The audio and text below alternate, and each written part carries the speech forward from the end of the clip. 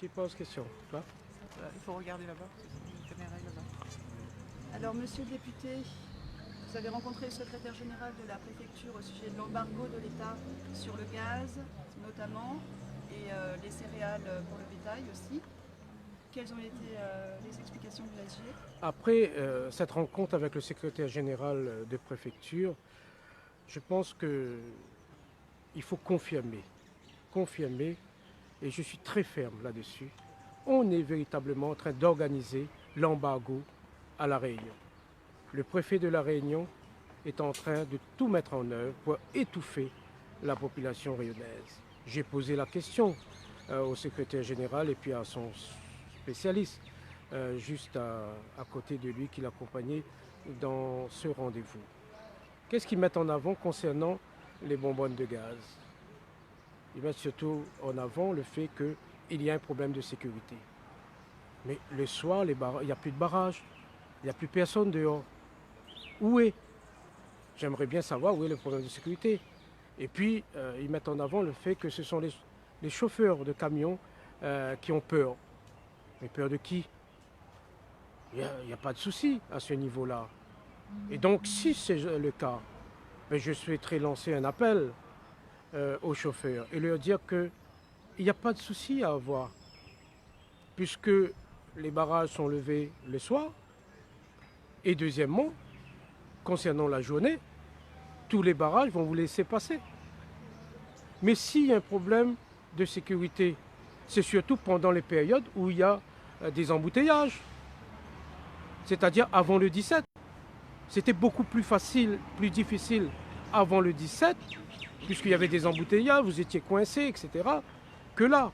Je pense que, honnêtement, c'est un prétexte. On essaie de trouver un bouc émissaire dans cette affaire.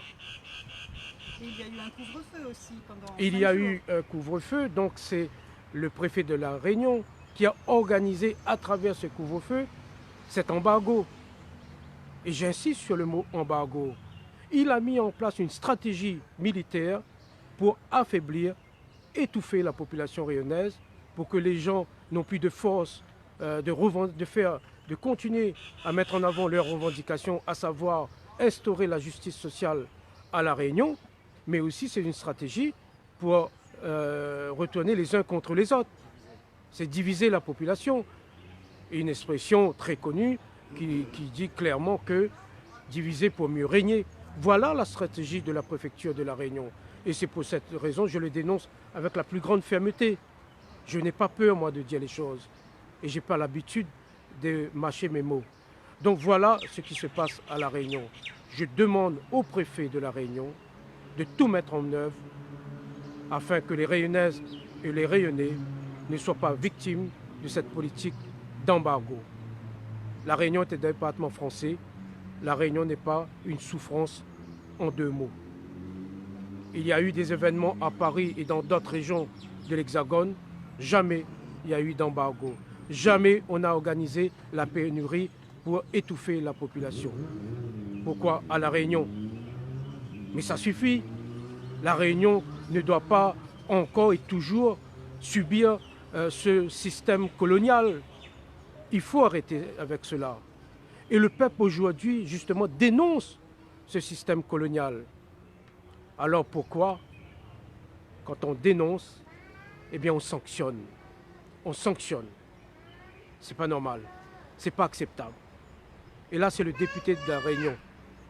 C'est le député de la nation qui s'exprime avec la plus grande fermeté vis-à-vis du préfet de La Réunion.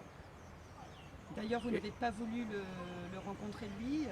Vous estimez qu'il n'a plus de légitimité. À ce stade, au vu de ce qui se passe depuis le 17 novembre à La Réunion, je ne souhaite plus discuter avec ce préfet. Il doit quitter La Réunion.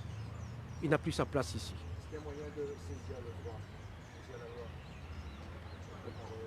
la loi? Moi, je pense qu'il faudrait voir au niveau des instances compétentes. Mais j'invite les Rayonnaises et les Rayonnais à faire la démarche. Moi-même, de par mon statut de député, je vais saisir un certain nombre d'instances, notamment la Ligue des droits de l'homme, je vais communiquer toutes ces informations avec mes amis aussi de l'Hexagone. On ne peut pas, on n'a pas le droit d'accepter cela. Tout être humain a une mission, c'est protéger les autres êtres humains. Et aujourd'hui, ce n'est pas le rôle que joue le préfet de La Réunion.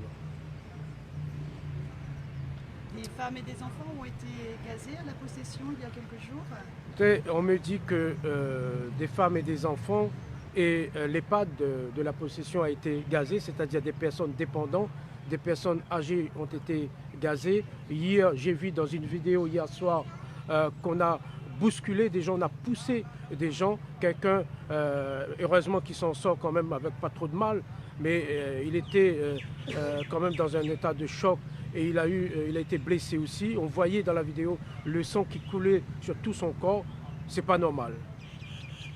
On ne peut pas accepter cela. Mais ce genre de situation, on le voit à La Réunion, mais on le voit aussi dans l'Hexagone, notamment. On a vu des scènes de violence sur les Champs-Élysées. Donc il faut continuer à dénoncer, mais il ne faut surtout pas baisser la garde. Plus que jamais, il faut lutter pour que notre société soit une société de démocratie, de grande démocratie. Et La Réunion a tout son rôle à jouer là-dedans.